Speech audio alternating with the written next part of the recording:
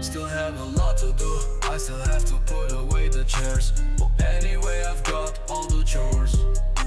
Or anyway, it's up to me to do them all.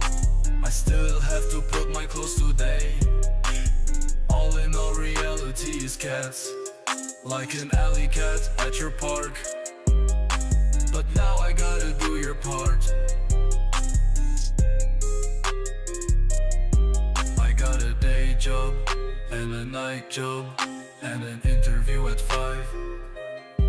You've gotten rid of both boyfriends and you've given me the green light. I got a day job and a night job and an afternoon away. You just waved a hand and we're engaged, you say. I've been up since 4 a.m. and finishing this at midnight. After this thing I should sell it and call it quits when the getting's good. I took a night at your new club today to take a break away from the rats. But now I got your locker stool and your car keys in my cart. I pick up the pieces left on the floor while you walk away like you don't care no more. I'm tired of cleaning every mess you make, slowly losing patience with every break. Every promise broken never leads to change. I'm the one who's always left rearranged. Your lack of effort shows clear as the day. I'll be sweeping you out when I find my way. Hey, hey, I'm the cleanup crew, fixing your mess just like it's new. Hey, hey, won't be here long, cleaning house, I'm moving on. Watching you take credit for the work I do, every single task I pull double through. Your empty words no longer faze me. Soon enough your history, just wait and see. Where's the spark, the dedication gone? I'm carrying weight, dragging us along. No more excuses, your time is past. This sweeps your fate, I'll make it last. Hey, hey, I'm the cleanup crew, fixing your mess just like it's new. Hey, hey, won't be here long, cleaning house, I'm moving on.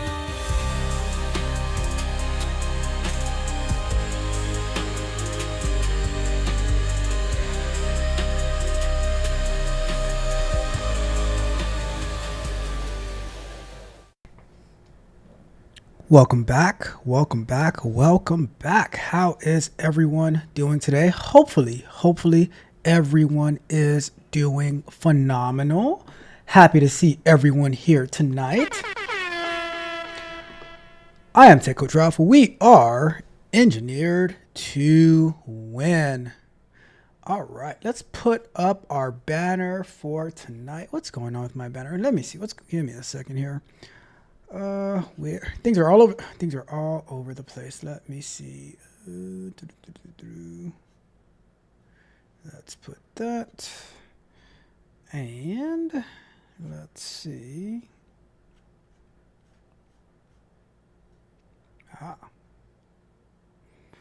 Let's start off with that. Boom. Welcome to the show. Welcome to the show. Welcome to the show. Are you ready? I am Tech Coach Ralph. We are engineered to win, or as somebody told me the other day, that I annoy people to success. I don't know. Does anybody in the chat agree with that? That I annoy people to success? That is quite the wild accusation, I must say, but it might be true nonetheless. I don't know. Bruh.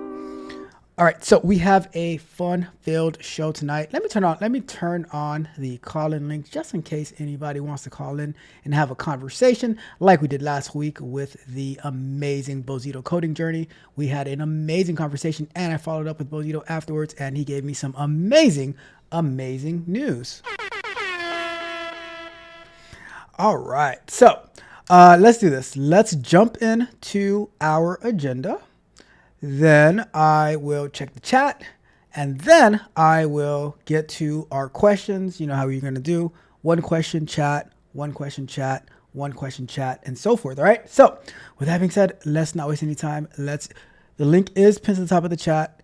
It is in the description as well. And I'm gonna share it on Twitch as well. Give me a second to just share it on Twitch right now. I know I am highly unprepared, but bear with me, please bear with me. Let's take this one and we're gonna go to, all right, I'm just gonna paste that over to Twitch as well.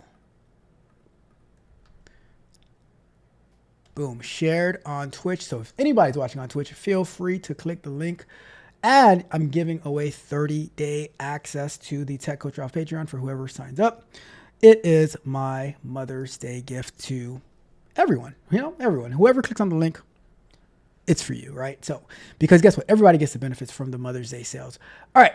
With that being said, let me get to our agenda for today, and then we will get to work. All right. So first and foremost, I gotta say a big thank you to all of the subscribers to the channel, those who have been with me for a very long time, and those who are brand new to the channel. Got a lot of new people coming in. Hopefully I'm able to add tremendous value into your lives. I appreciate you.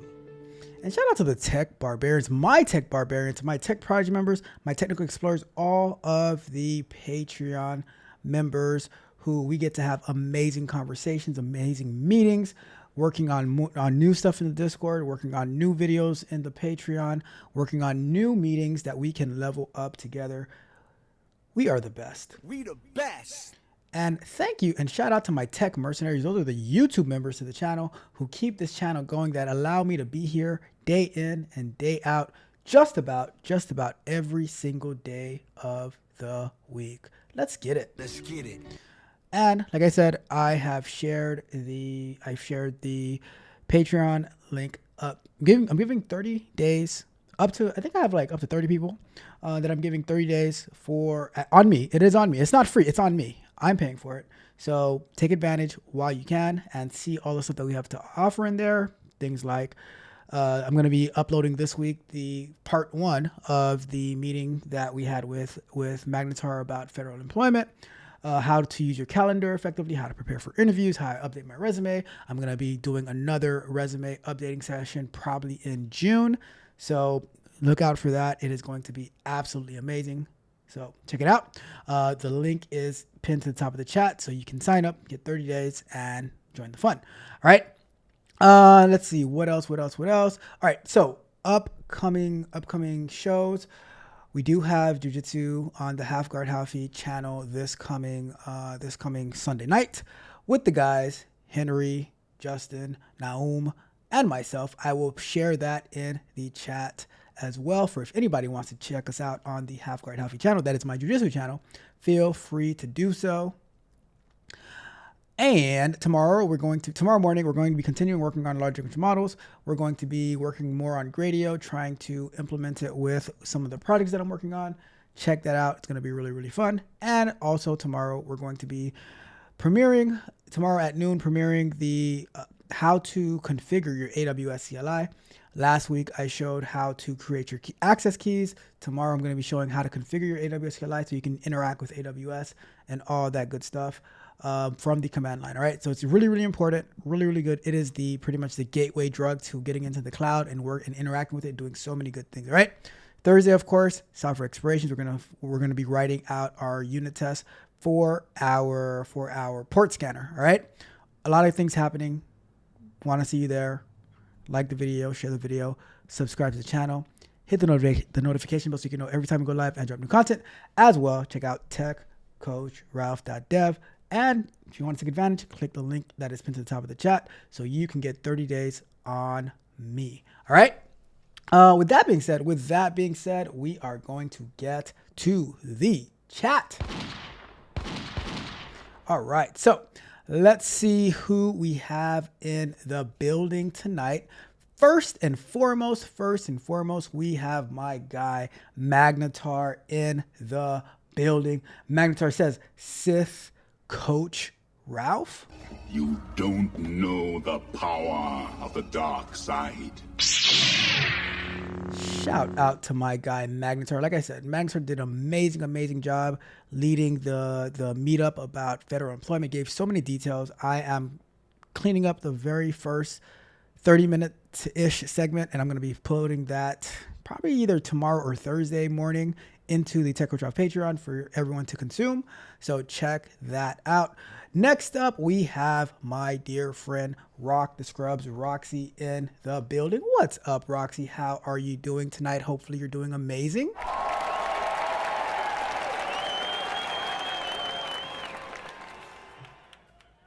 And Roxy says, I've been up since 4 a.m. Although I think she is singing the lyrics of the song. I think that's what it is. The cleanup crew. I think she really likes that song. So it might be that she is singing the song. I'm just saying. We got oh my stop the show. We got my guy Darcel Chapman in the building. What's up, Darcel? Where have you been, my guy?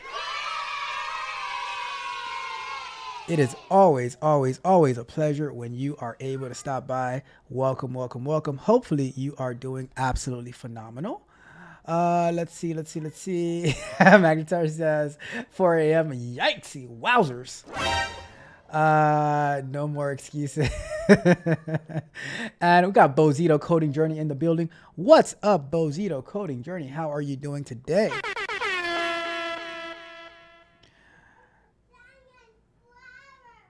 Hold on a second. Hold on.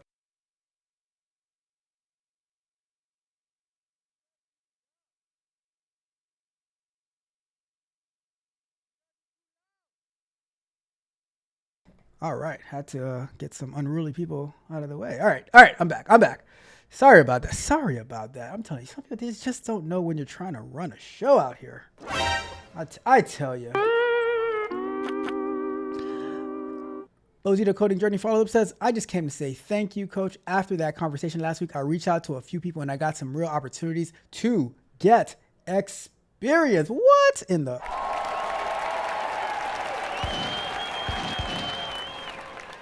That's right. Look, I am so excited and I can't wait to hear about those experiences and how and what you're learning, how you're going to be able to actually put all the things that you've been understanding and learning in theory and putting it to practical use and see how much value it is going to add to you. All right. Magnetar says, annoying? What? Nah, see, that's why I truly appreciate Magnetar, my guy. I appreciate you. Bozito Coding Journey says, you push people to do better. It's not annoying. Who feels it's annoying? It's just lazy or don't want to do better. Look, if you only knew, Bozito. We got my guy, Me Mystify, in the building. Says, good evening, Ralph. The beautiful Roxy. Magnetar, Darcel, Bozito in chat. Hope everyone is doing well. I hope you are doing well too, my guy, Me Mystify. Shout out to you. And we got my bestie in the building. We just become best friends. Yep. He says, who cares? I don't know, Mitch. I don't know. You tell me. Let's see. Magnetar says, did Mitch send you Domino's for lunch? That's a great question. Let's see. Roxy says she's on a diet, so no Domino's for her. Let's see. Oh my goodness, we're getting aggressive already in the chat. That is serious. Magnetar says, did somebody say federal? There you go. I'm telling you, like, whenever the word federal comes up, Magnetar just pops up out of nowhere. Like if you ever seen like those videos those scary movies, like there's somebody just standing in the background. They say federal, and you got to look over your shoulder because Magnetar might be right behind you, ready to give you some insight and some game on federal employment. I'm just saying. It's time! That's when you say federal, that's what you hear, because Magnetar's like, what? Did somebody say federal? And he's ready to drop that knowledge on us. Let's see. Roxy says yuck to something. What did Roxy say yuck to? Maybe it's about the Dr. Pepper. I don't know. Let's see. Mitch says, I don't do free promos, but that drink is good for the body. Okay. And Mitch, haven't seen Mitch in a while, but he comes in very, very aggressive. Okay. It says the rapper Magnetar drop a beat. Says it only took us 2 to 3 hours. It's all good. Let's see. Magnetar says, I don't, so Drop a Beat says, I don't wrap gifts or smoke swift like the Huxtables. I never jump off cliff. Oh my goodness. Let's see. Where are we at? Spamming the chat. All right. The Source the Source magazine gave me 5 mics. And you get 5 shots. 1. Shout out to Magnetar dropping that beat. Let's see. Oh my goodness. It is too funny. All right. Let's go. Let's see. All right. Mitch says, aw, you missed me. I guess one could say that. I guess one could say that. Bruh. All right. Let's get to it. Let's get to our questions. Like I said, we're going to do 5 minutes-ish per question. And then we will go to break, check the chat, have a conversation about that question, and then go back and forth. If anybody wants to call in, feel free to click the link. We can have a conversation, all of that good stuff. But until then, let's get to work, all right? Let's get to work. Let's get to these questions. Let's start off with our first question of the night. Another one. Fired 6 times. Not 1, not 2, not 3, not 4, not 5. I can't even count it on one hand. 6 times with a master's degree. Bruh. Well, let's get to the question, why don't we? Let's get to the question. It says, I'm 30. I have a master's, but I have been fired 6 times. Feeling lost and trying to understand what's next. I'm 30 years old, have a master's degree, earned it in 2023, and honestly, I'm feeling lost and drained. I have been fired from 6 different jobs over the years, and I'm starting to wonder if I just don't fit into the way traditional workspaces operate. I hear that. So here's what happened. Okay, here's what happened. Job number 1, quality assistant for 3 months. So you had the job for 3 months. They expected me to work nonstop with no days off. I stood up for myself and they fired me.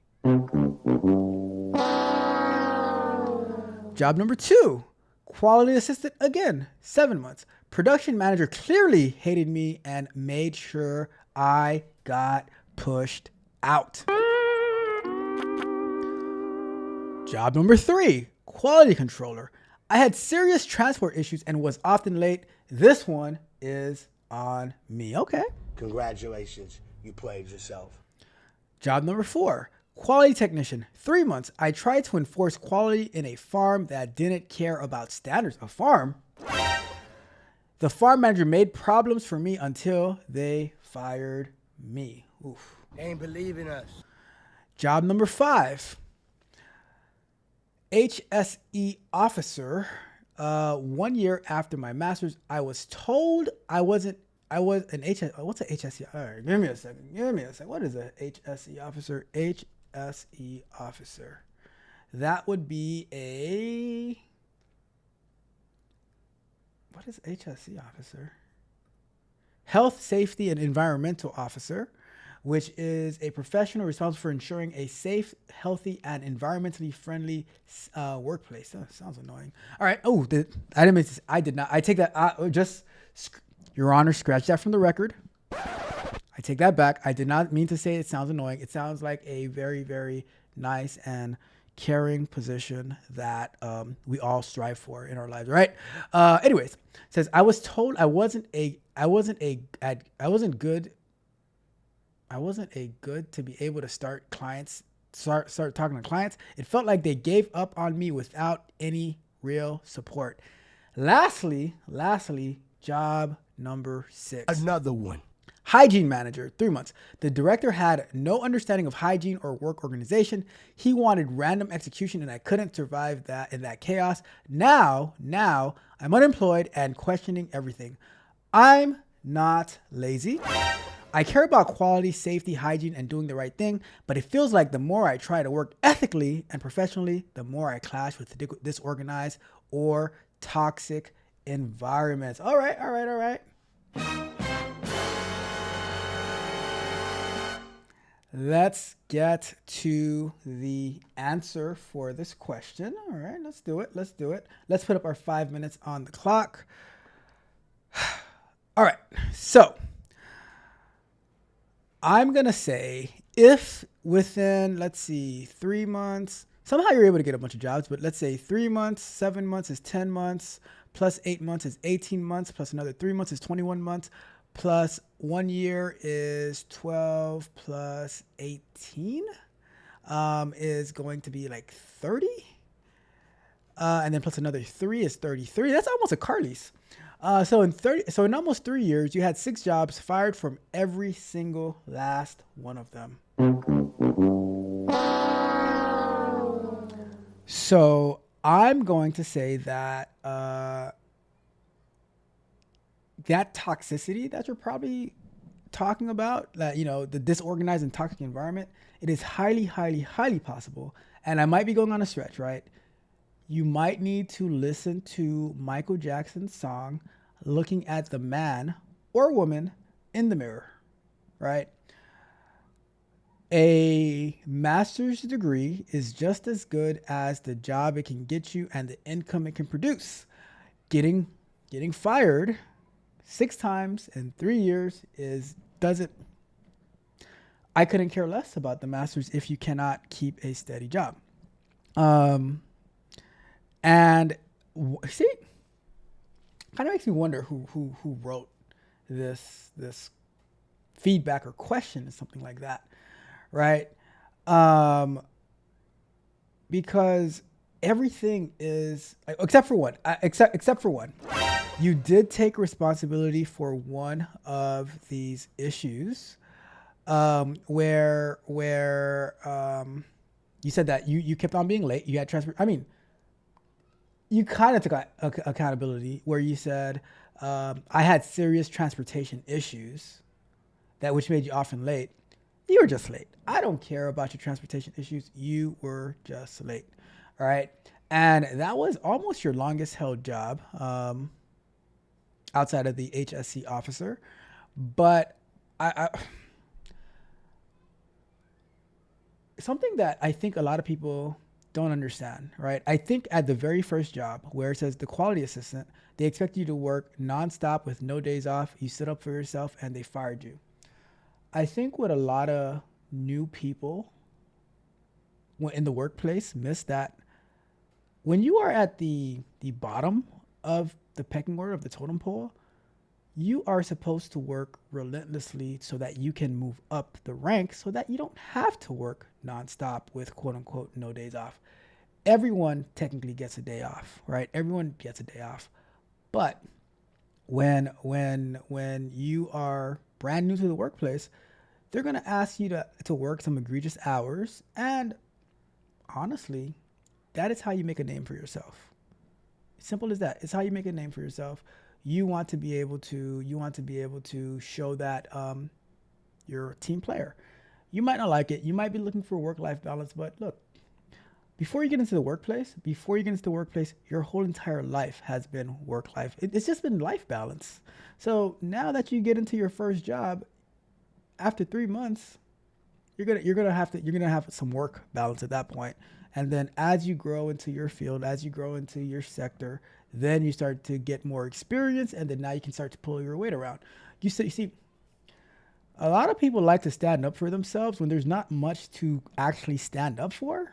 If I can say that in the nicest, with all due respect, right? A lot of people like to stand up for themselves when they haven't really built much to stand up for. So that's why for me, when I was starting off work, I would work any hours. I'd be looking for overtime, and because of that, because of my willingness to learn and my willingness to say yes and like, okay, oh, you need to cover a shift, yeah, I'll do it. You need this, I'll do that. Not to mention the extra money, the time and a half, and all that good stuff. I was like, give me the experience. I want the experience. You know, I just think, like, I told the story. Shout out to Miss Freckles. Thank you, Miss Freckles. Appreciate you so much. But yeah. So all I'm saying is that if you got fired from 6 jobs in less than 3 years, then look at the man or woman in the mirror, make some changes, make some adjustments, become a team player, because other than that, you will always be on the outside looking in, always making excuses for why you are always losing. All right, that's the best way that I can put it. You need to make a change. It is not the 6 different companies who took a chance on you's fault. It's your fault. You didn't work out. I don't know you, but I can see already that you would be the problem. And that's why Magnetar, Mitch, all of you guys, that's why companies are like, they go through so many rounds of interviews, because this person costs 6 different companies time and money, wasting their time hiring them for them to have whatever flaws that they had, and it didn't work out at the end of the day. All right, I'm just saying. Congratulations, you played yourself. Let's wrap that question up.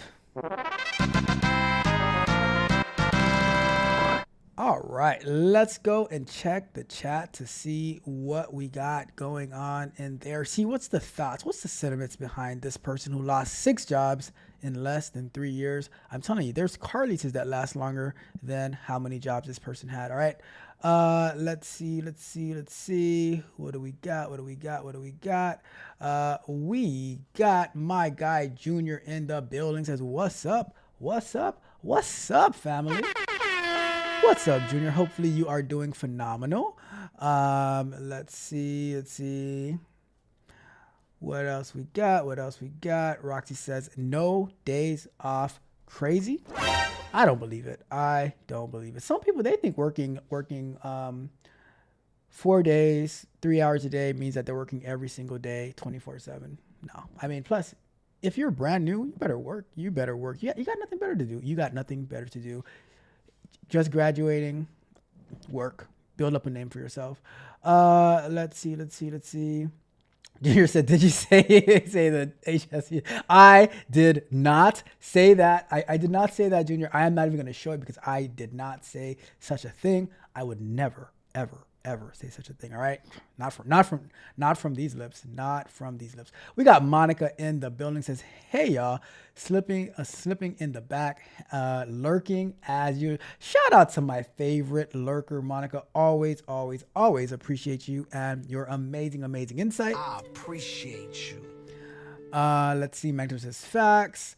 We got my guy Rod Brown from the Nourishing Word in the building. Says, evening everyone. Hope everyone had a great day. I had an amazing, phenomenal day, Rod Brown. Hopefully you did as well. And Mitch did not have an amazing day, Rod Brown. So sorry to hear that. Mitch said to tell you to shut up, chump. And I am sorry that he said that last time. I read Mitch saying, shut up, chump. It did not go very well, so I'm just going to keep that moving.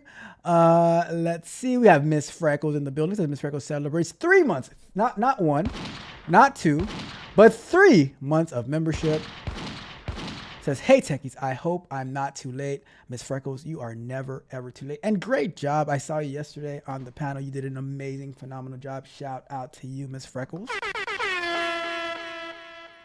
And Rod Brown says, it was a bit harsh, Rod Brown. It was a bit harsh, I must say. Rico Brown. Magna says, mess around and get judged if you want to. I'm telling you, there's gonna be a video tomorrow on the Nourishing Word. Says how to handle with grace when somebody calls you a chump. I'm telling you. It's going to be premiering at 12:30 noon Eastern time. All right. Let's see.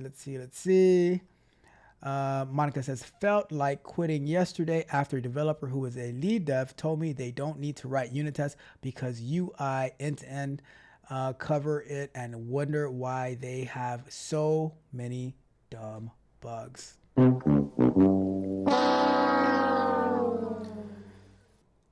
I hear you, Monica. I hear you. I definitely get this. I get the sentiment, but what can you do? You just got to do your part and advocate. Show them why dumb bugs are a result of having no or dumb unit test. All right. Crazy stories. All right. And Miss Freckles says, stay strong, Monica. I agree. Stay strong, Monica. Let's see. Miss Freckles went to the dentist today. Are you trying to tell us you have less teeth? Oh my goodness. Miss Freckles says, probably the first and probably the last time on screen. Oh, that's not. Let's go with one of these. Junior says handle with grace, and Rob Brown says that's a good topic. It is a good. It is a great topic. You know what, Rod Brown? Here's a topic. How do you a topic that for you? Because I know how I handle negative comments, but how do you handle negative comments? I'm sure I can assure you that the way that I handle negative comments is totally different than the way that Rod Brown handles negative comments. And Rod Brown handled it better than me, but I handle it in a much more fun way. I'm just saying. Let's see. Mitch says they can try but won't succeed. Let's see. Miss Freckles says she still has the same amount of teeth. All right, awesome. Magna said, I'm just going to call names. How to handle being called names by Mitch. Wow. That is a good title, though. That is a good title. Let's see. If you use my name, you will be sued. That's true. You need to have him on a non-compete agreement. That way, he is unable to sue.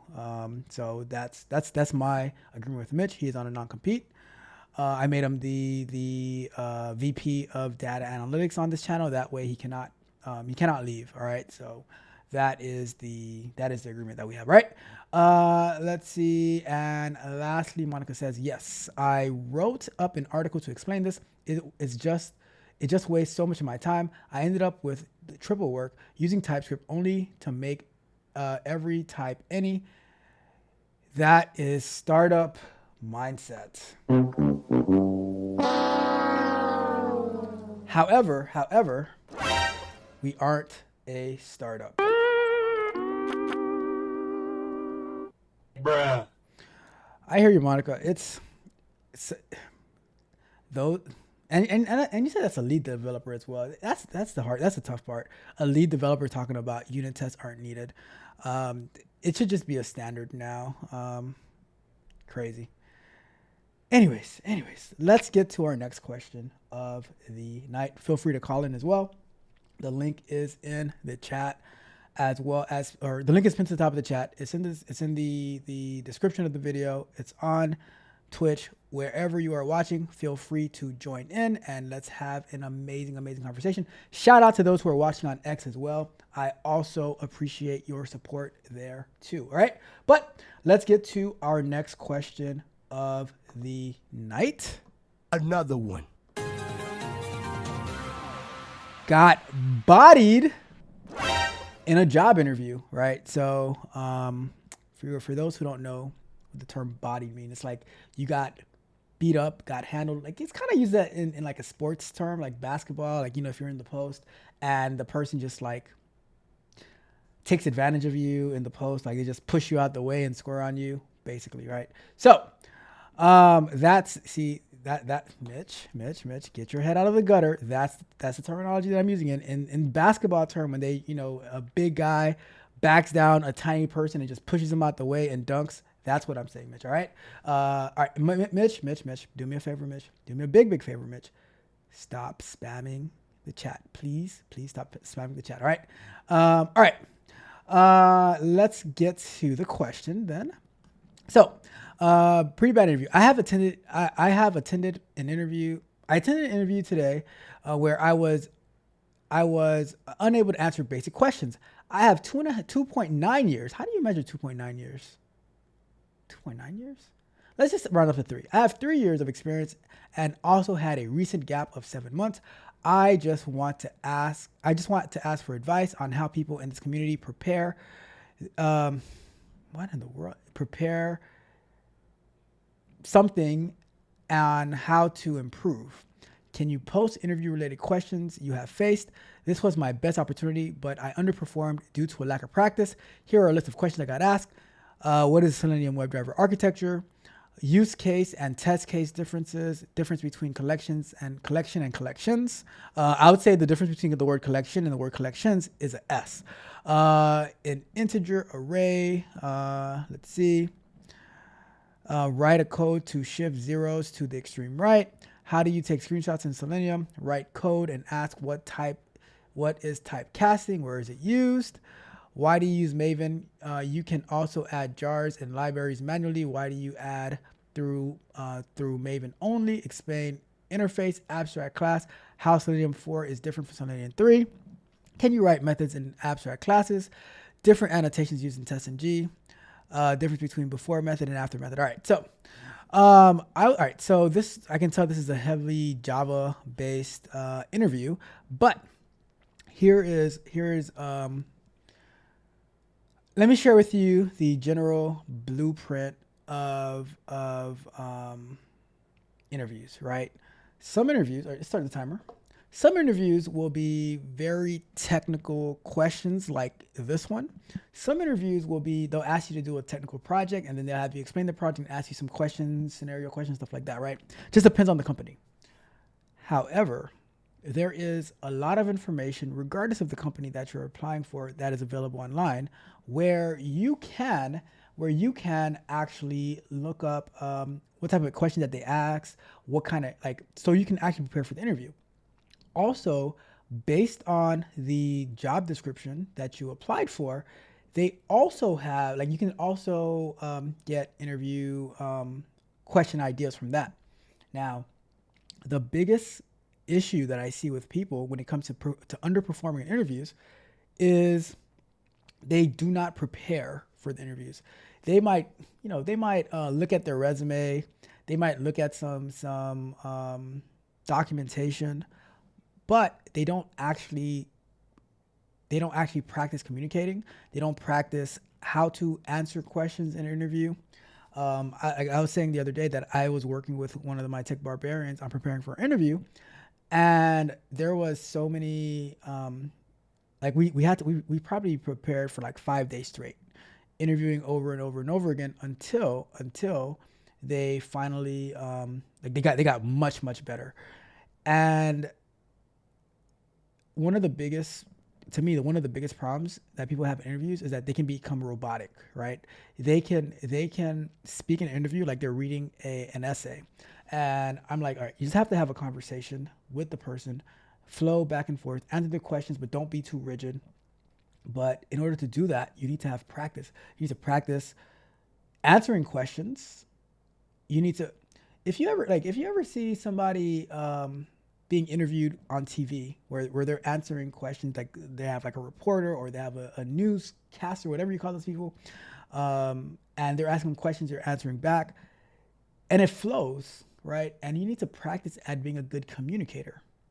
because a big part of the job that you do is not only, oh, I'm going to be writing this code, I'm going to be testing this stuff. It's also being able to communicate and articulate what it is that you're doing. And I think that's a big problem that people have.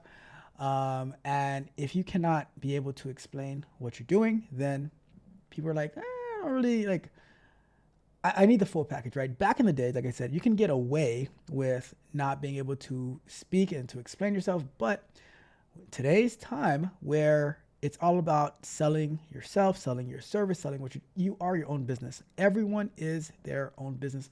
Everyone is their own sole proprietorship, LLC, whatever, right? And you need to be able to articulate, you need to prepare, you need to practice, you need to study.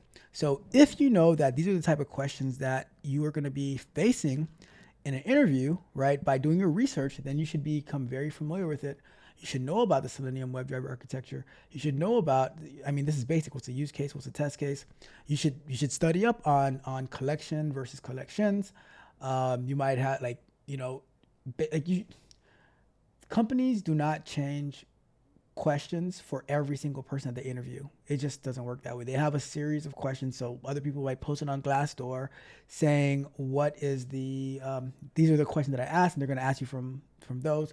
So you can have an idea what to study, right? So underperforming means that you underprepared. That's the only thing that underperformance means. It means that you were not prepared. You underprepared. You did not take it seriously enough.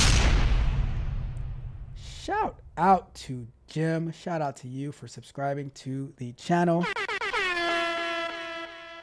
But yeah, so my thing is that you like these questions, like how to take screenshots in Selenium. I could not recite off the top of my head how to take screenshots in Selenium, but I know how to do it, and I could find the code. And a lot of times, like, how you explain yourself, if you don't have the direct answer, but you can explain how you would get to it, that also helps, right? Because a lot of times people are trying to see how you think. For me, when I'm interviewing people, I'm trying to see how they think, how they're able to figure things out, all of that stuff. It's not just, oh, are they able to give me a direct answer to the question that I'm asking? It's show me your train of thought, show me your methodology, and that's what I'm looking for, you know? So I just think that if you did the necessary homework to properly understand how the interview is going to go, and sometimes recruiters will even give you some insight on how interviews are going to be. And I mean, I can tell you, somebody that I'm coaching, we met every single day for 30 to 60 minutes every single day last week to get them ready for the interview, and they went out there and they did what they had to do, right? So now we're waiting to hear back. So it's all about preparation. You fail to prepare, you prepare to fail. Bars. All right. Anyways, that is it. Do me a favor, like the video, share the video, subscribe to the channel. Check out techodrive.dev, sign up today, get access to amazing content. All right. With that being said, let's move on from that question and check the chat. All right, let's see what we got going on in here. Let's see. Roxy says to Mitch, I dare you to call in.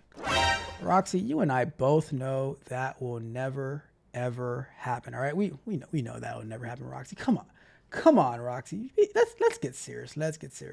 Junior says, they used to tell me at work, you don't have to know all the answers, but you should know where to find it. Facts. Mitch says chat GPT and bars. All right. Let's see. With that being said, let's see. Roxy says, never say never. That's a good point. That is a good point. I take that back. Roxy, we know that there is a 99.9999999% chance that will never happen. But you do remember in the movie Dumb and Dumber when the lady told Jim Carrey that his chances of being with her was like negative, or what was it? It was like there's a 0.00000000000 chance, 0.1 chance that we would ever be together. And Jim Carrey said, so what you're saying is there is a chance. There is a chance. Let's see. Let's see. Robert says, I'm a member and I still don't have access to the Discord. I think, all right, you might be a little confused about the membership, Rod Brown, but I will. I'm gonna hook you up, Rod Brown. Don't worry, I got you. I'm gonna make some changes. I got you, Rod Brown. I got you. I'm gonna get you taken care of. I'm going to get you taken care of. Right? Mitch says smoking mirrors. What? And Roxy says that he might surprise you. Thank you, Junior. Thank you. Now that right there, that is optimism. I'm telling. Roxy's a very, very optimistic person, all right?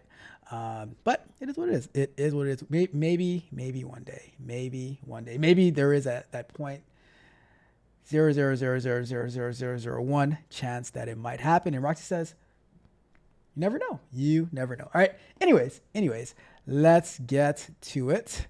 Let's get to our next question of the night. Let's keep the show moving. Another one. Whose job is more stressful, QA or dev?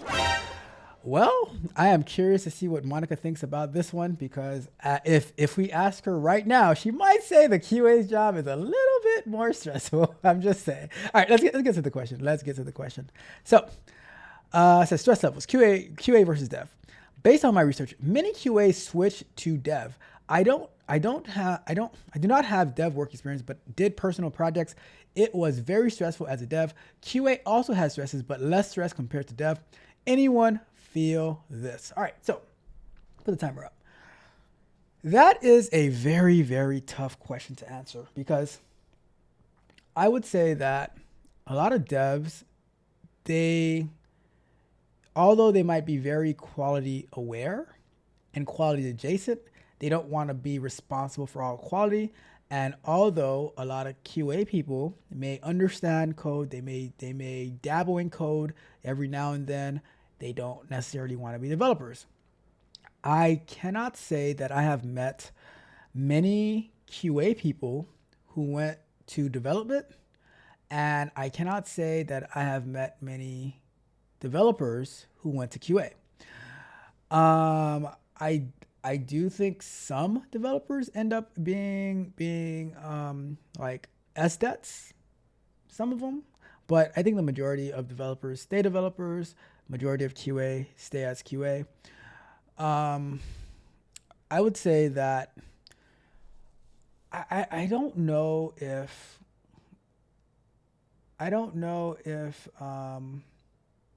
I can't say that one has more stress than the other. I think the stresses are different.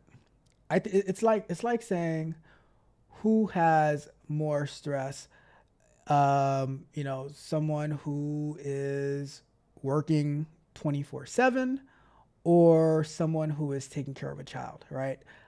I think they're both stressful, just in different ways, right? Because I'm sure the person who, like, let's say they have to travel and they have to work, they always have to be available and on call. That's stressful. Always being available on call, that's stressful. Taking care of a kid is also stressful. So QA versus dev, I think they all have their own stresses, and I'll highlight some of those stresses, right? Developers have to they get a request of, this is what I want done. This is how I want it to work, and they have to go out there and figure it out how to get it to work, right? And they work through it. They have deadlines and stuff like that. Now the stress for QA is trying to figure out how to break this thing. That's also stressful, and usually you have a shorter time frame.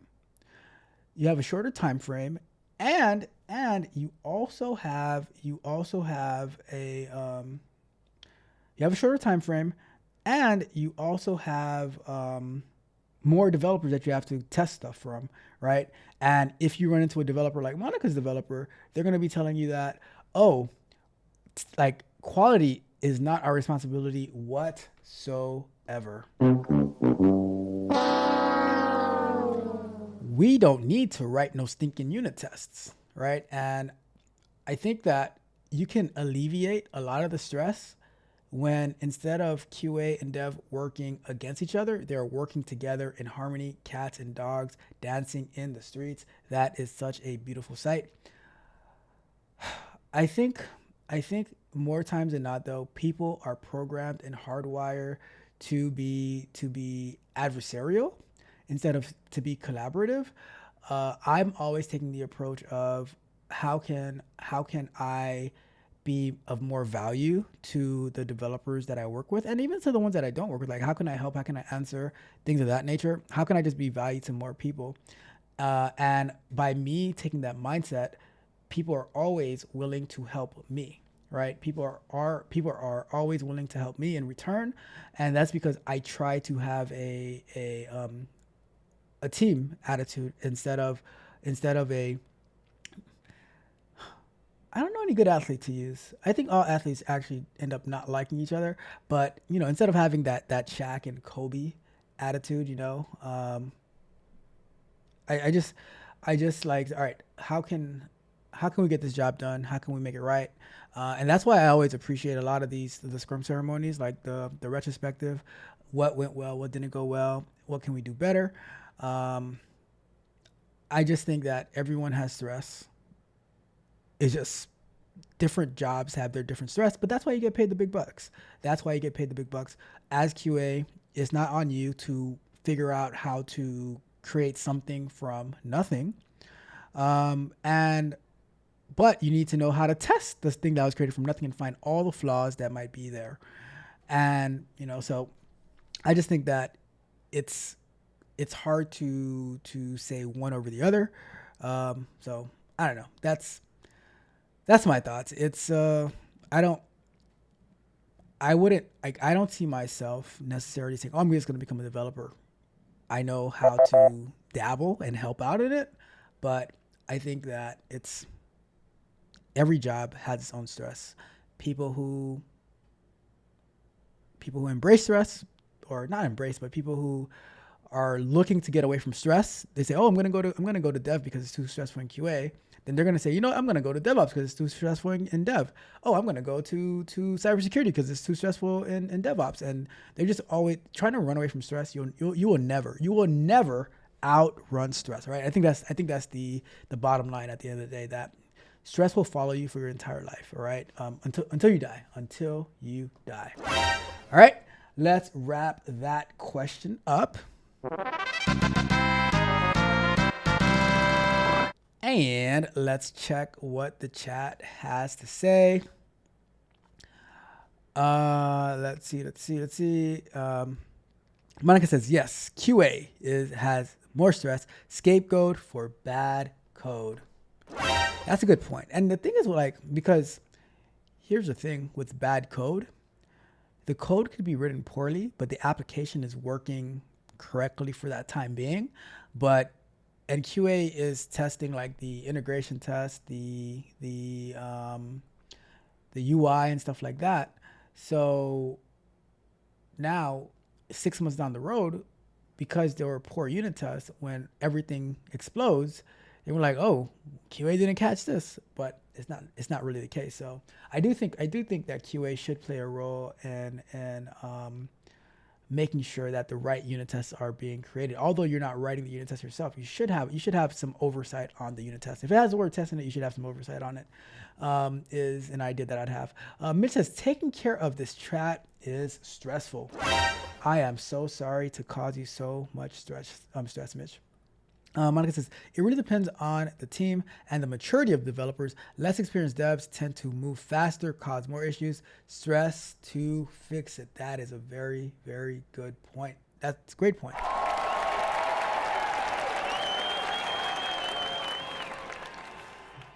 Manager says, well, you have to care first of all. Manager says, I didn't mean to type that. We know, Magnetar. We know, Magnetar. Let's see. Mag says, hold this C for care. Let's see.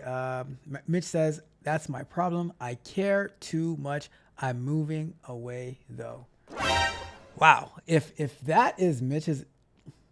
Robert, let me know what you think. If this is Mitch caring, I would hate to see if he did not care at all. Junior says, have a great rest of the show. Bible study. You enjoy that Bible study, Junior. Have a great time. Thank you so much for stopping by. All right, so we're gonna jump into the next question. Do me a favor, like the video, share the video, subscribe to the channel, hit the notification so you know every time we go live and drop new content. Check out techcoachrob.dev. You can get 30-day access pinned to the top of the chat, limited spaces, so check it out. All right, let's go over to the next question of the night. Another one. I am disappointed in my new job. I just started at a new company. I've been here less than 2 weeks and my manager put a meeting on my calendar today. Her feedback was I need to be able to do multiple things at the same time. Her example was that if I cannot answer email, text messages, and do other work while participating in meeting, that would be unsuccessful. I have a real problem with this. I think it's rude not to give someone my full attention during a meeting. If my presence isn't necessary, then I shouldn't be there at all. Micromanaging, in my opinion, is a great way to make a lot of mistakes and isn't as efficient as it feels. I'm already working 10-hour days, which seems to go unnoticed. I'm so disappointed. I really like the company, but I'm not sure how I can meet these expectations. I am usually the star performer where I work, and that's been consistent in all of my jobs for the last 35 years. This just came out of left field. I'm going to start looking again, but I appreciate any other feedback. All right, so I have some feedback on this. I have some feedback about this. So here's my feedback. I think that a lot of people, as soon as they meet a little bit of controversy, adversity, they're ready to pack up and run. I was talking to somebody who was, they were working towards getting a job for a whole entire year to switch from their job that they were having to a new job where they could actually make a career out of it, right? Going from, basic high schooler type job to a real career. And working at this for a whole entire year, a week or two into their new position, into a potential lucrative future and career, they started complaining, says, oh, because my new coworker doesn't like the manager, therefore I don't like the manager as well. The manager who had tons and tons of experience. I'm like, well, you should be using that opportunity to learn as much as you can from this new manager instead of falling to peer pressure of what other people are saying about somebody you just met. Oh, but they're so tough to me. I'm like, you know what?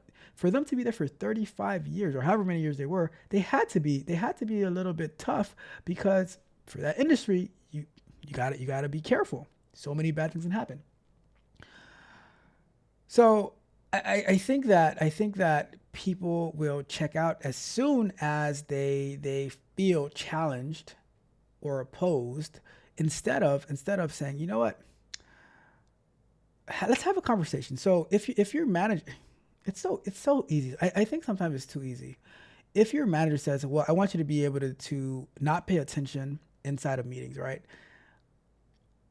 You could easily just say, like, put a meeting on their calendar. Say, let's have a one-on-one. Let's chat, and you can say all that you're thinking and say, look, I'm not gonna do this. Here's my reasons why. I think it's ineffective. I think it's this. I'm working 10 hours because I want to be successful here. I want to do a great job. You have to set the tone that you're going to be working with the person, right? But as soon as they say, oh, I want you to do this. Oh, I'm looking for another job. Like, what? Already? Is that how quickly we just give up? So that's why I'm like, all right, can we? What happened to having a conversation? Why can't we just have a conversation first with the boss, right? It says, I want to do something unreasonable. Well, I can't do something unreasonable. Like that, to me, that's unreasonable. I can't do it. Here's what I am doing. Here's what I can do. Let's figure it out. But first be like, well, I want out. I'm not happy. I've been working for 35 years and this never happened to me. All right, you guys, I'm going to let you in on a little secret, right? I'm going to let you in on just a little secret, right? What's that secret? The way that the workforce was 35 years ago, it is not the way that it is today. 35 years ago, people were not using Agile. 35 years ago, we didn't have AI. 35 years ago, we didn't have the way that computers are now. 35 years ago, you weren't issued a laptop at work. You just move from company, like you can move from workstation to workstation. 35 years ago, they did not feed you lunch at work. Right? So just because you have 35 years of experience, it just means that you know how to do this particular job that you might be doing, but it does, like, people need to adapt and adjust to today and how things work today. I agree with you that you shouldn't have to not pay attention to meetings, but also it's also your job as somebody who's been working for 35 years to be able to communicate and articulate yourself on why you think that's a bad idea. Why do you think that I don't know. For me, it's not that complicated. It's not that difficult. If you're, are we afraid of our bosses? Is that what it is? Like, what's the worst that can happen? If it's like, look, I'm not gonna do this. Oh, we're gonna fire you. Okay, fine. I'll go find another job. Like, it should be easy to. I don't know. I think people love to be miserable. They love to be disappointed. They don't want to work with other people to actually have a successful relationship. And this goes across the board. People don't want to have successful relationships with their employers, with their friends, with their significant others. I think that having a simple, like putting some time on their calendar, go to Outlook, go to your Google Calendar, schedule an appointment, and say, hey, I know you want me to do this. I can't work that way. I'm not going to do it. If that's a problem, let's resolve it. But for me to be in a meeting, I need to give my undivided attention. And if I can't do that, then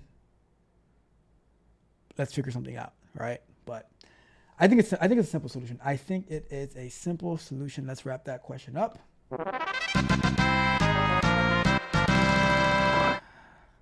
Let's see. Where are we at? Magnetar says, Roxy, these are private sector issues. Just think this elected official wants to shove us back into this type of nonsense. Well, Magnetar, welcome to the real world. Let's just move it. Let's just move it along. All right. Monica says, this seems to be a thread now.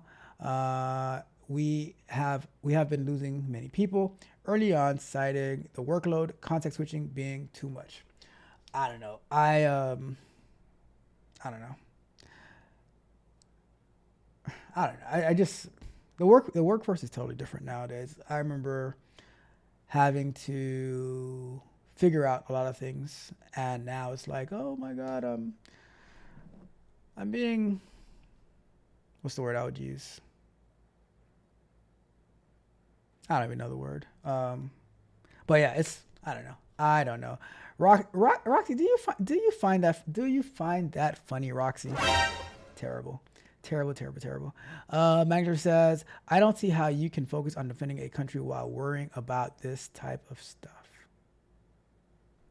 I don't know. I think people can chew gum. I think people can chew gum and walk at the same time. Monica says, I figured that's what you meant. Says, Magnetar, you wore him down. Not really. Says, the draft dodgers also said, hey, that's the real world. All right. Let's get to the next one. Let's go.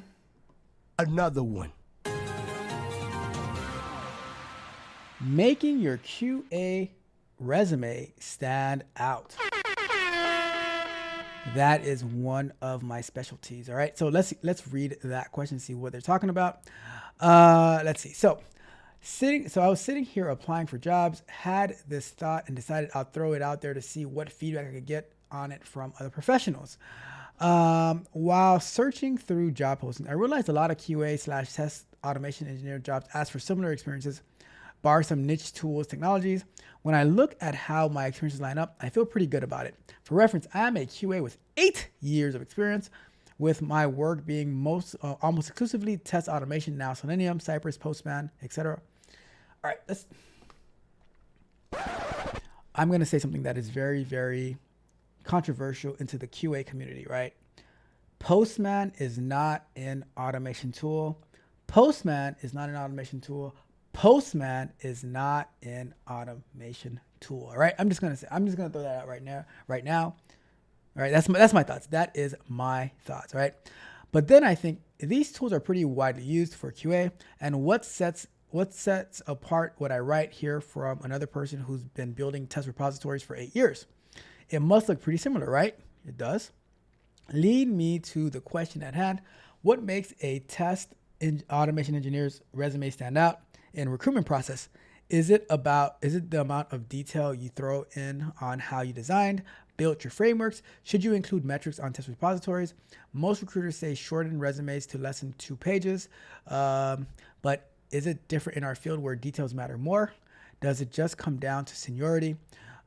Just some of the questions that pop into my head, but would be glad to hear any feedback on what makes this type of resume stand out. All right, so start a timer. I think that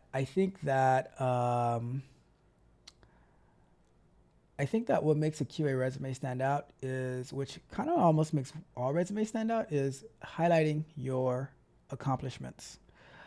I have a strategy that I like to follow where I'm saying, all right, what did I accomplish at my, what did I do? What did I accomplish at my previous company or companies? Something at the very top, something amazing that I did. And what value do I look to bring to a new company, to this company that I'm applying for, right? So this is what I did in the past. And if you hire me, you're going to be getting this amazing value here, right? And then as I go through the different bullets, so then I list all the skills that I have, right? And like how much I believe my level of expertise is in it. Then on my, like where I'm listing my job description, my previous experience, I'm always looking for value. So I'm looking for metrics. I'm looking for how I contributed to the team, how I contributed to success, how my work made an impact, basically what value that it added. And then in there, I'm sprinkling all the tools that I use to add to that value. And for me, that has helped me a lot. My resume is it's more than 2 pages. It's a good amount of pages, but somehow, and maybe if it was shorter, even more recruiters would find it, but I always get decent recruiters reaching out to me and stuff like that. I think also though, people who are still highly focused on having a good resume, a lot of times I see people who have decent resumes, but they have terrible LinkedIns. I think you also need to have your LinkedIn matching your resume, so that, because the past few jobs that I've gotten, recruiters have reached out to me on LinkedIn, and I'm always being reached out to on LinkedIn for different opportunities. So I think that is also, like, I think your LinkedIn is an extension of your resume. So I definitely think you need to clean that up as well. But at the end of the day, value is what makes your resume stand out. It is so easy to have get 100 resumes. They all pretty much say the same thing, different levels of experience. I don't think it's seniority, right? Because I'll interview people and you look at their resume, it looks great. You give them a technical project, it might be terrible. Or you give them a technical project, it might be pretty good, but then when you actually speak to them, they don't know. They just don't have knowledge. So there's so many different things that can play a role into it. So the resume is just a part of it. It's like your resume is think about it. Here you go. Think of your resume as your business card, as your club flyer promo, right? Why should somebody come to do business with you? You are, like I said earlier, you are a business. Why should somebody want to do business with you? Why should somebody come to your party, to your club, to your promotion? That is what your resume is. It is your promo flyer. So you need to make it attractive. I think people they just, I don't know. I think people end up feeling entitled to jobs and stuff like that. So then it's like they don't put in the effort into getting a job as they would put into doing anything else.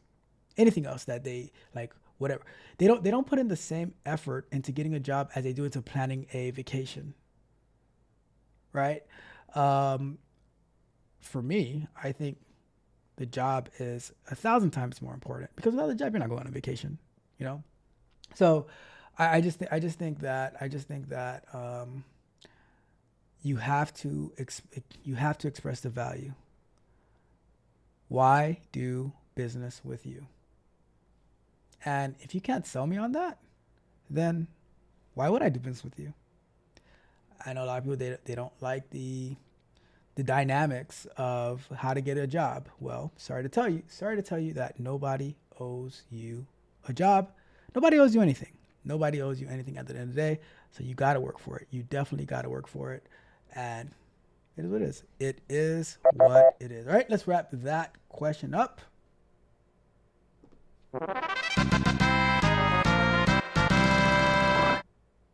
Oops, not that one. All right. Let's see what we got. Let's see. Magnetar and Roxy are laughing it up. Our public sector employees are having a ball. I'm gonna leave you guys alone. I'm gonna leave you guys alone tonight. I'm in a great mood, Magnetar. I'm in a great mood tonight. I am not going to get on my federal friends. All right, federal. That sounds pretty cool. My federal friends. Yeah, let's do it. Let's go with that. I am not gonna get on my federal friends tonight. And I refuse to have Roxy catch any strays because of your mischievousness. Ooh. I wonder if Miss Freckles is still here. Miss Freckles, did you just hear me say the word mischievousness? That was pretty hard. That was a pretty tough one. That was a pretty tough one, I must say. All right. Let's get some water first.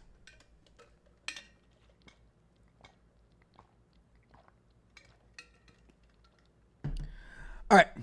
Let's continue on with the show. Let's see what we got. All right, let's get to the next question. Do me a favor though, like video, share the video. Subscribe to the channel, hit the notification bell so you know every time we go live and drop new content as well. Go to techcoachchef.dev and let's run it up together. Miss Freckles says that you still mispronounced it though. Bruh.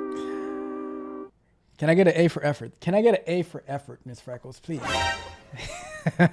Mischievousness. Did I really mispronounce mischievousness? Is that wrong? I don't know. I tried. Anyways, let's move on. Miss Freckles broke my heart. All right, let's go. Another one. Can I get a freelance QA job? I'm curious to know what Monica thinks about getting a freelance QA job. All right, but let's get to it.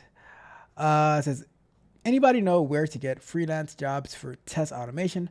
I tried Fiverr, but for some reason my account was rejected. And support has not been responsive. I checked Upwork as well, and the rates are crazy low. All right, so here's the deal with freelance QA, right? It is just about impossible to get a freelance QA job. Why is that? You ask? So because a lot of companies barely care about QA for like professional companies, right? Like Monica was saying, the company that she works for, it's like they're trying to have them work like they're a startup and they are a major company, right? So Now you think some random company is going to be like some random person is going to be looking on Upwork for testing? I was helping somebody. I was coaching somebody like 3 years ago, right? And they actually found a freelance opportunity on Upwork, but and it was for freelance for QA, but the pay was low, which it's kind of expected, and but it's so rare. It is so rare to find those opportunities, and a lot of people are bidding for those opportunities, and on those platforms, you might even have people who are working in other countries who are so easily able to bid less than you. So I think start the clock, right. I think it's hard to get these freelance QA roles, because people in general don't value testing and quality, right? They value putting something out there to the public, but they don't value the quality until things go wrong and things go haywire. Congratulations, you played yourself. I'll tell you a story, right? So I was trying to get one of my Tech Barbarians some QA experience, the same way that Bozito Coding Journey is looking for some experience, right? And I was reaching out to a couple of quote unquote startups, right? They claim to be startups, but most startups are not. They're just like a cool hobby project. And and and they said, "Oh, I'm looking for two developers to work for free, of course, because that's what they do.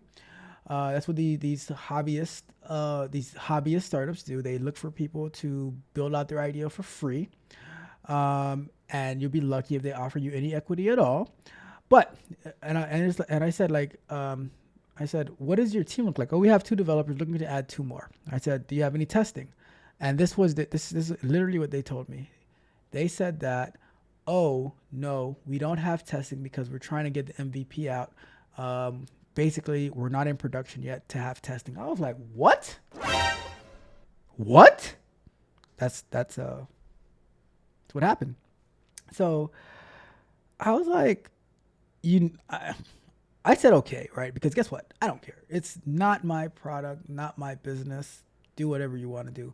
But I'm like, all right, this product, this application that you're building, it's going to have so many issues.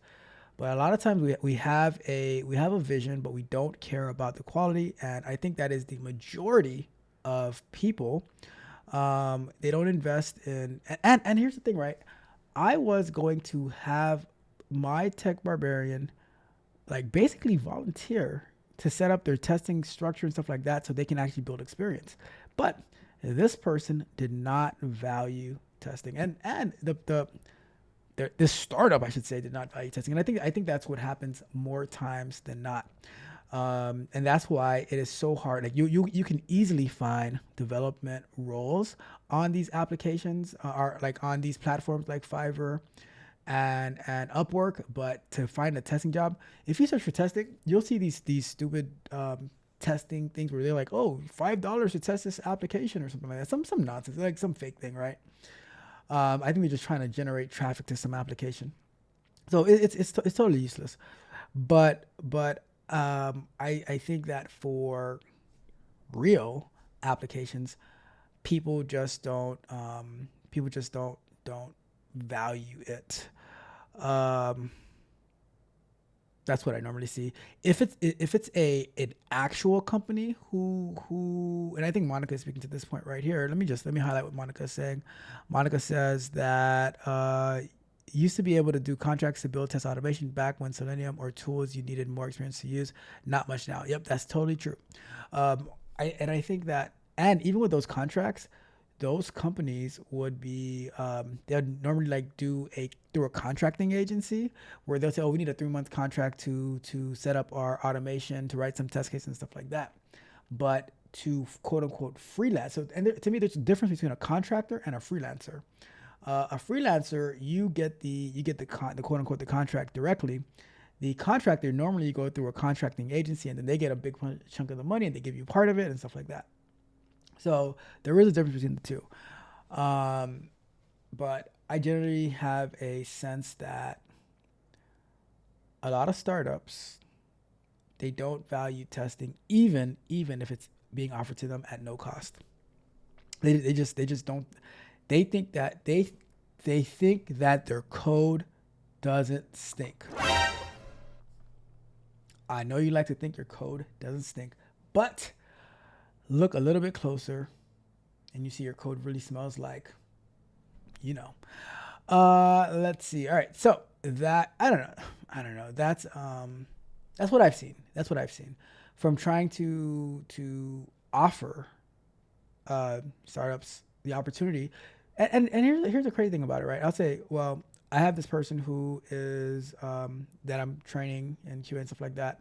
Basically, have them come and set up your QA framework, your QA thing to make sure your application works, and I'm pretty much backing them. They'll be reporting to me to let me know what's going on, make sure that everything is being done. And like, we don't really need testing. I'm like, all right. I'm like, cool. Have your application filled in. Have your application filled in. What do I care? Congratulations, you played yourself. Let's wrap that one up.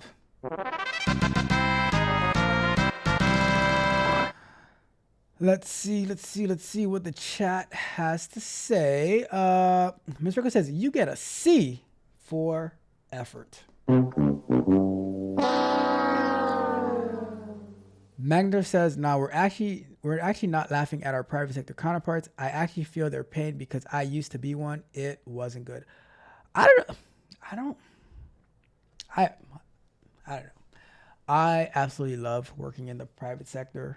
I love my toxic relationship with the private sector. So I don't know. I would rather be a private sector employee 99 times out of 100 times. So that's just me. That is just me. So we're just different that way. We are just built different that way. Says that was my whole reason behind trying to help people in the private sector with federal jobs, because I saw them mention how rough it was. Okay. Okay. I read that one from Monica. Monica says freelance QA today means free beta testers. Look, Monica, they don't even want that. They don't even want that. They start thinking about test. They start thinking about beta testing after the application is in production, and it majorly flops. That's when I start seeing these small startups start thinking about testing. It's after they do their launch and a major flaw is caught. They're leaking some keys. Like, it's just a mess. So that's when I see it happen. All right. Let's see. All right, let's continue on with the show. Next question. We might get out of here early. Let me not speak too soon. Let's get to our next question of the night. Another one. My old job wants me back. Baby, come back. All right. So my old job wants me back. I'm a software engineer. About 7 months ago, my old colleague from work A called me asking if I'm interested to join work B. I've been at work A for about 11 years. It was a nice place. The people are nice and the project is okay. Work B offered about a 20% raise. Money. And work from home full-time. Work A at the time required 50% to work from the office. So I informed A that I got this offer. My manager and his manager agreed to match the pay. Unfortunately, one level manager above them said no. Bruh. Let's see. It says, so I left A. 7 months into B. Now I have to come 2 days a week to the office. So theoretically, it is about 1 day less than A. A few days ago, my old manager from A contacted me that they haven't been able to find my replacement, and the project deadline is coming near an end. Sounds like you got a personal problem there. Let's see. They are running out of time. He said that they finally want to match the pay and the promotion I asked for at the start. During my 10 years there, I didn't get any promotion. Pay rise, yes, but not a promotion. Should I accept the offer? In all honesty, B never felt like home to me. 90% of my colleagues are in a different state, and I always feel like the colleagues here are treated differently. Okay. There hasn't been any social events happening here. The team structure is very messy. There is no clear segregation of duty. I'm pretty much doing a job of developer, tester, analysis at the same time. There is no dedicated QA/analyst. I've been given proper tools that I've never been given proper tools that I have been asked for. Is it too soon to go back to A? I should mention also I should mention that in my 10 years at company A, I haven't moved between different projects. So I have moved between different projects. So I've had various different managers. It's not like the same manager didn't give me a promotion after 10 years of service. I think it's largely my mistake too for never asking for promotion. To be honest, the only reason I care about promotion is about the pay band. Higher job grade has higher pay band. I am still deeply interested in technical stuff. I am okay with mentoring junior people, leading projects, but I don't think I'll enjoy managing people. Definitely not. I know that there is a job title in the company for such role, principal engineer, some sort. All right, so to the timer. So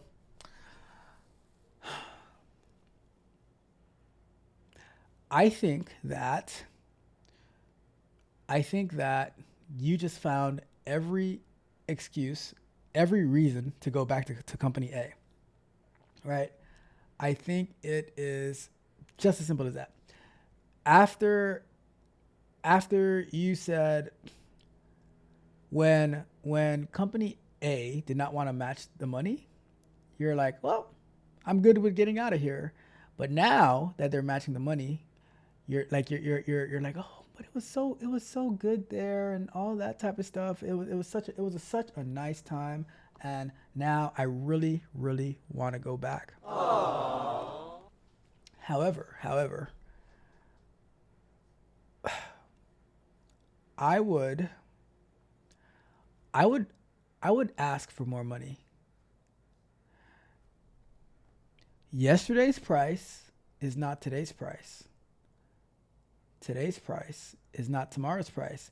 So all of a sudden, because they're reaching their deadline and they're not gonna make it, so now they just want to match your pay? Hell no. Fail. You see, and this is negotiation. This is the art of the deal, I guess, for lack of a better term. You have the leverage, right? At the time, they're like, well, let them go. Cool. You went. And now they need you. You see, you are playing this wrong. You're thinking about, oh, it's so like disorganized here and there. Well, you should say, well, I'm making this much money. Can you beat that? Like, you're not going to match my salary to have me leave and go back to a company. Like, no, you have to go above. You have to go 20% above what I'm making now. So it's almost like 20% to the 20%. So it's like maybe a 30% raise or something. I don't even know. I don't know the math behind it. But it is a bigger raise. And you should get a promotion to lead engineer, principal engineer, staff engineer, whatever engineer would be the next step for you. You have the leverage because they cannot find a replacement. They're running out of time. So you have the cards. You have the cards. You have all the cards in your hands. They don't have the cards. They don't have the cards. So you should leverage it. It says, oh, I'm actually really happy where I'm at right now. Like I'm working on this project, but if you're able to go up 20% of what I'm making now, and I'm able to get to get this particular title, and I'm able to throw an additional work from home day, I would consider it. Because guess what? Guess what the company is in? The company is I'm in a bind, Nate. the company is in a bind, Nate, and you do not, I repeat, you do not want to call Nate.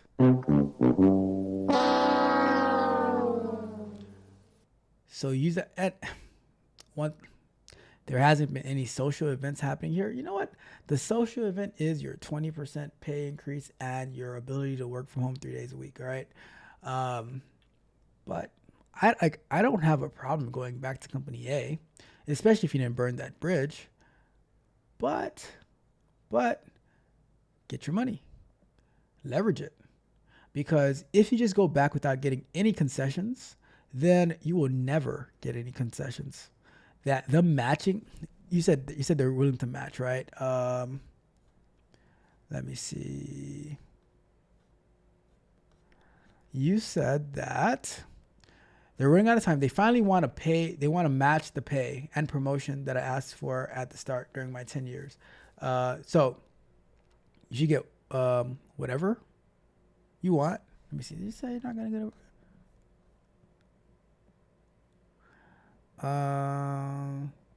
yeah, you should get whatever promotion you want, and you should get an extra 20% in pay increase, or a signing bonus, right? But if the project is that serious, then they have no choice. You have the leverage. You have the leverage. You have all the cards in your hand. So that's my thought. I think you use your advantage and win, right? The other company was willing to give you what you wanted. They were not willing to give you what you wanted until they were stuck and they had no choice. So let them know. Congratulations, you played yourself. All right. Anyways, let's wrap that question up.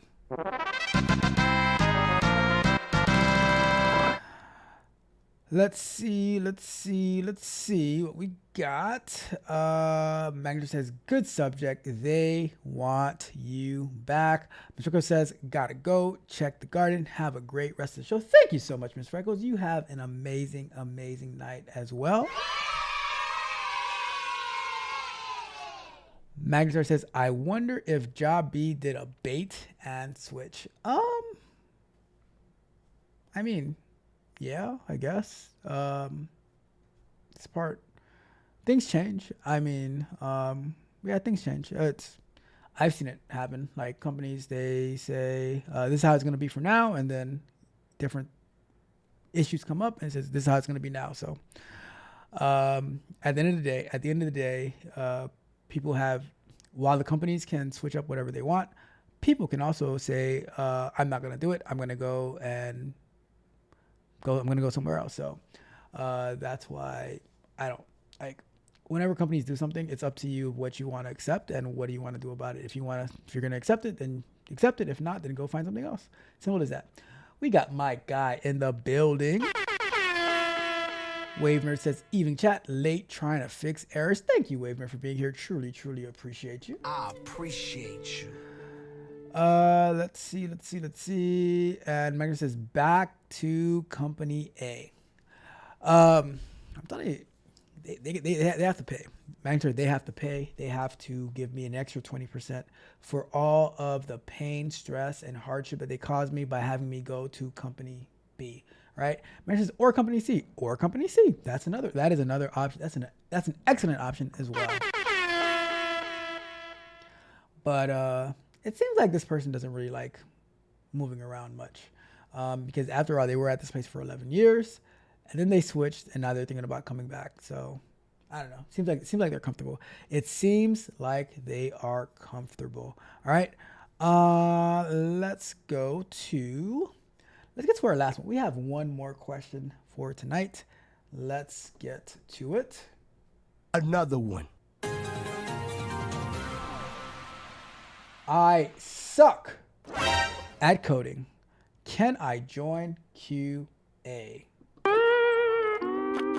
Bruh. That is so, in the words of Stephen A., so disrespectful. That is so because you suck at coding now, you're like, can I join QA then?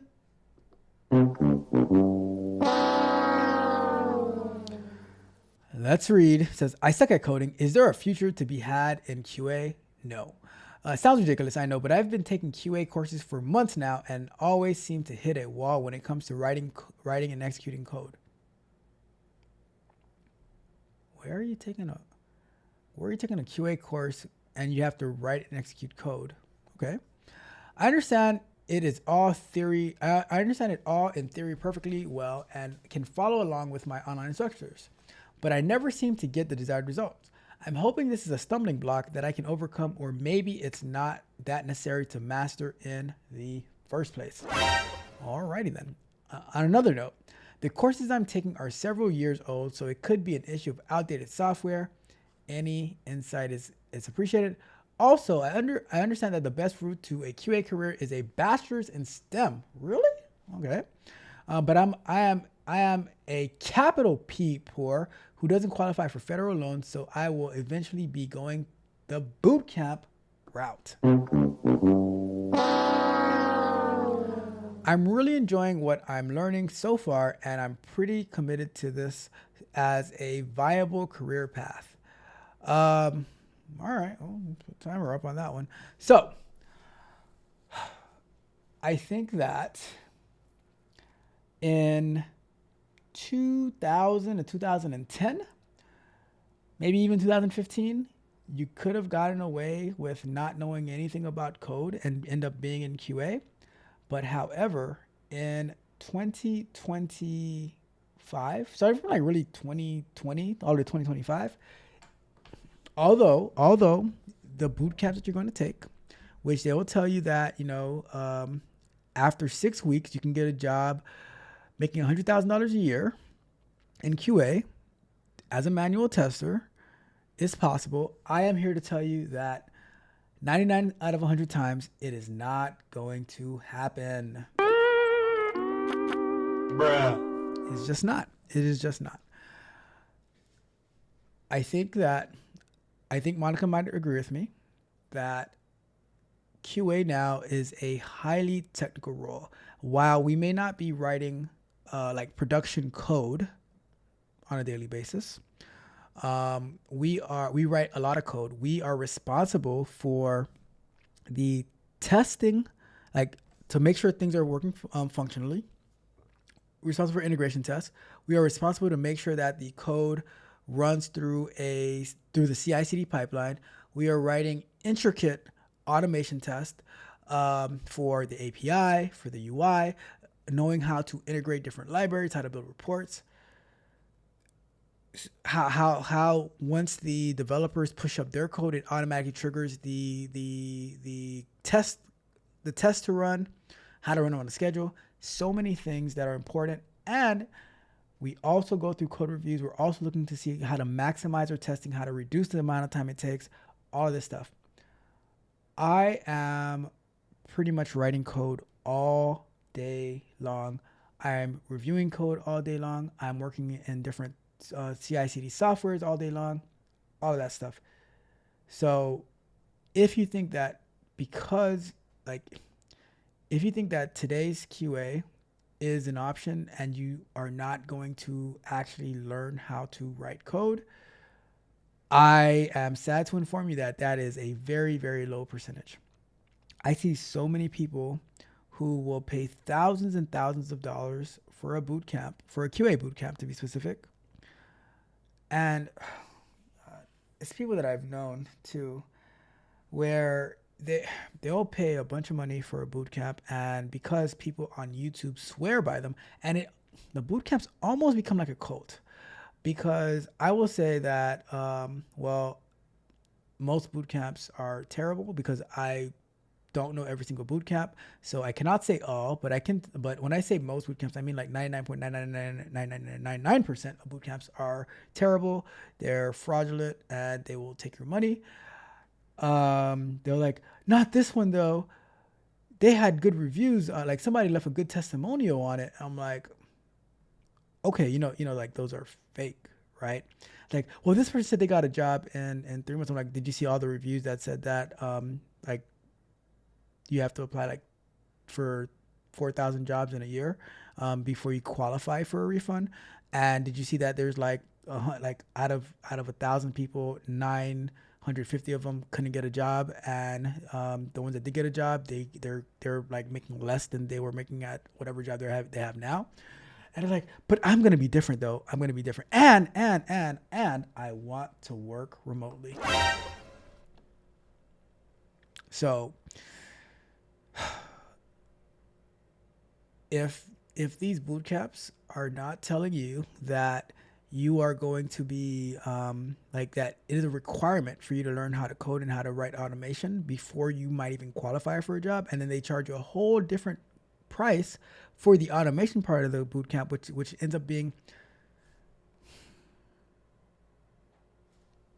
do you know the cost of a boot camp? In some cases, it's almost the cost of a community college degree.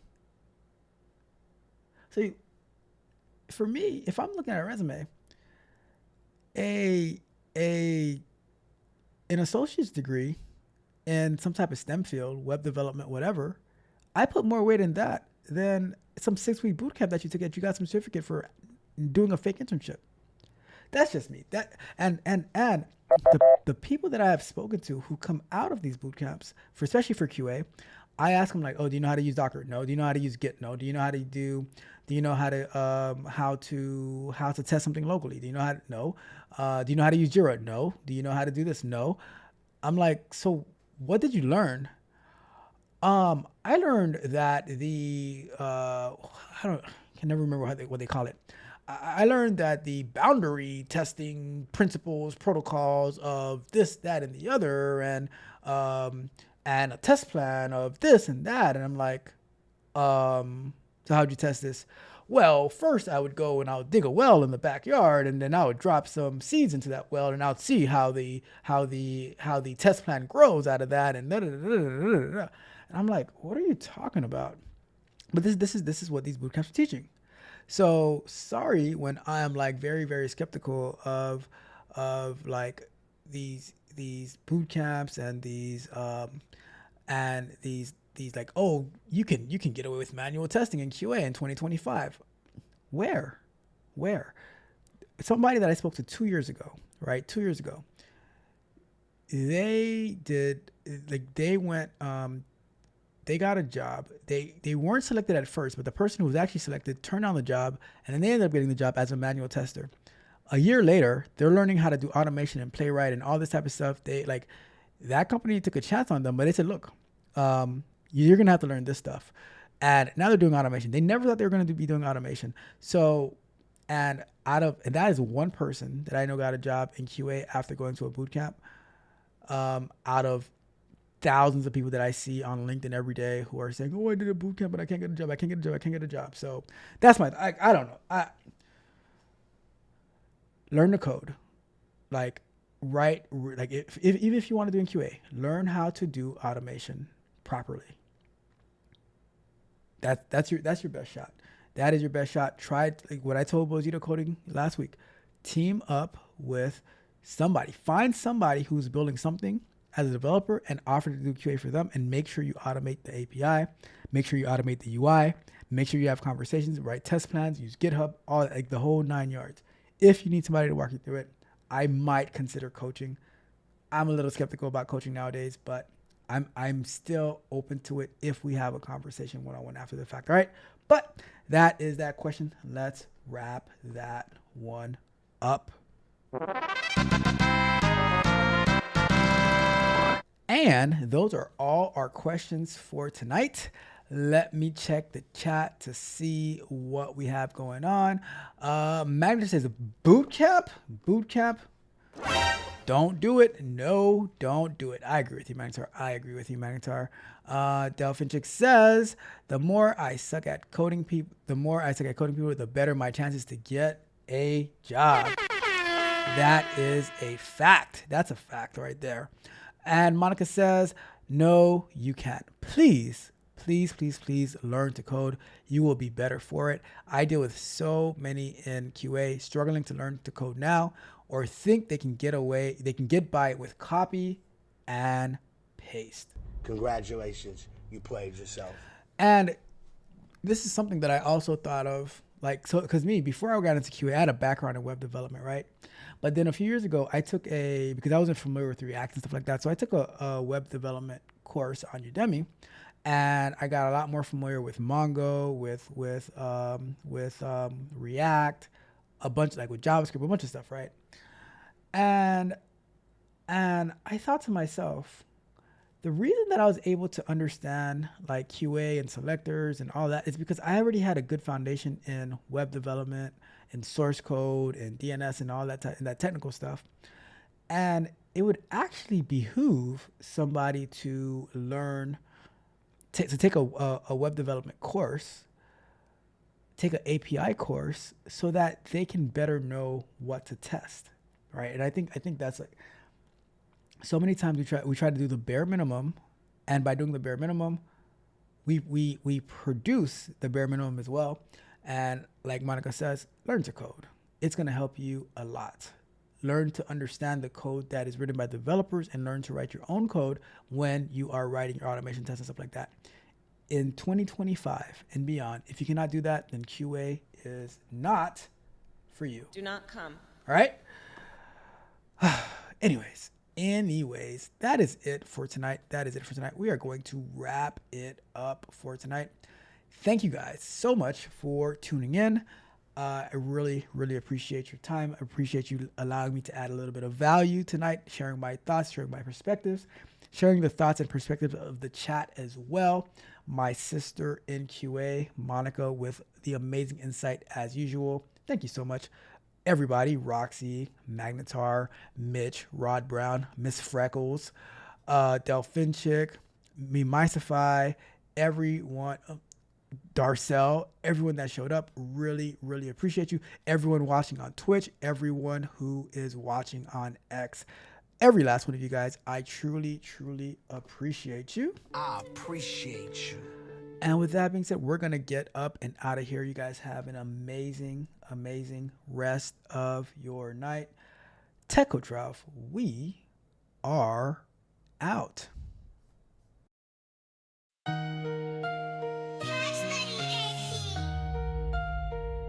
They said I wouldn't make it, they laughed at my dream.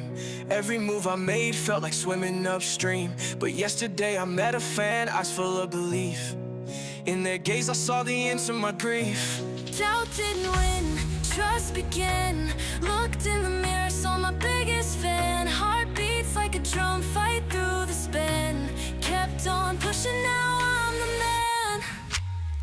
Folks called it trash, said I'd never thrive. Every word I spat, cut deep like a knife. Thought my wings were clipped, stuck in a dive. But mirrors don't lie, I saw myself alive. I put in all the hours, climbed out from the dirt. They dissed and dismissed, said I'd always get hurt. Met a fan so loyal, reflections don't lie. My biggest supporter is just me in my mind. Through the noise and shadows I held my ground. Bumps, bruises, broken, no comfort found. But that fan smile turned my world around. Now I'm rising sky high above the sound. Doubt didn't win and trust I began. When I looked in the mirror, saw my biggest fan. Heart beats like a drum, fight through the span. Kept on pushing, now I'm the man. From the ashes I flew, they can't dim my flame. Every mocking voice only fed my aim. Yesterday showed me it's not just a game. Cause in my reflection I found my name. Folks called it trash, said I'd never thrive. Every word I spat, cut deep like a knife. Thought my wings were clipped, stuck in a dive. But mirrors don't lie, I'm the man. From the ashes I flew, they can't dim my flame. Every mocking voice only fed my aim. Yesterday showed me it's not just a game. Cause in my reflection I found my name.